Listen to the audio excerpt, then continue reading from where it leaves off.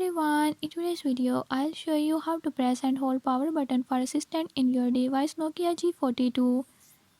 In this video I'm gonna show you how you can do it. Before move to the video, if you are new to my channel, don't forget to subscribe and hit the bell icon. Watch complete video and learn how you can do it. Let's get started.